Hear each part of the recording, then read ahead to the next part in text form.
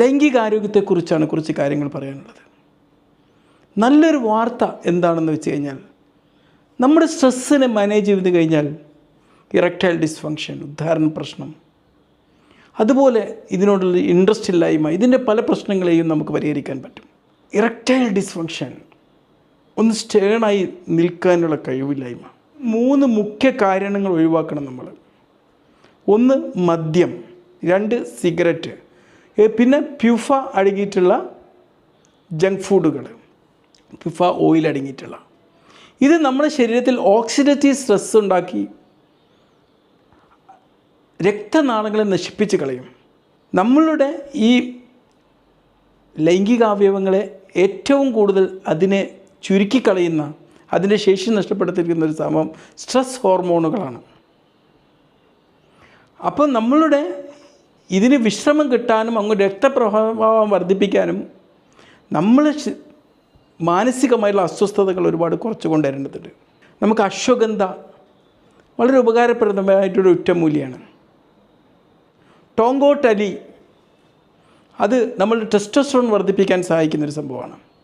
ഒരു സ്വാഭാവിക വയാർഗ പോലെ പ്രവർത്തിക്കുന്ന ഹോർണി ഗോട്ട് വീറ്റ്. പിന്നെ നൈട്രിക് ഓക്സൈഡ് നമ്മളുടെ രക്തക്കുഴലുകൾ വികസിക്കാൻ സഹായിക്കുന്ന, ഉൽപ്പാദിപ്പിക്കാൻ സഹായിക്കുന്ന ഒരു സംഭവം എന്താ വെച്ചാൽ വെള്ളുള്ളിയും വൈറ്റമിൻ സിയും അടങ്ങിയ കോമ്പിനേഷനാണ്. ഡോപ്പമിൻ കുറയാന്ന് പറഞ്ഞു കഴിഞ്ഞാൽ എന്താണ്?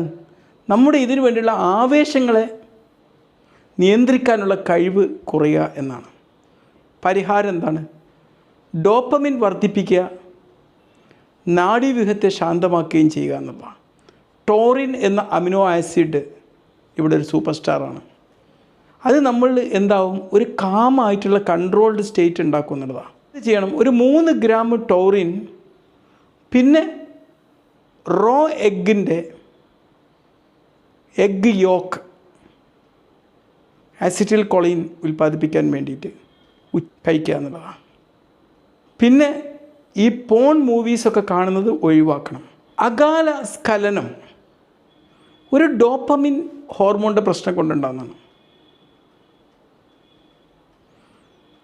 നമുക്ക് ഡോപ്പമിൻ്റെ അളവ് കുറയുക എന്നുള്ളതിനർത്ഥം എന്താണ്? നമ്മൾ ഇമ്പൾസ് കൺട്രോൾ ചെയ്യാനുള്ള ശേഷി കുറയുക എന്നുള്ളതാണ്. ഈ പോൺ മൂവീസൊക്കെ കാണാറുണ്ട് ചിലവർ, നമുക്കൊരു ഇത് കിട്ടാൻ വേണ്ടിയിട്ട്. ഒരിക്കലും അത് കാണരുത്.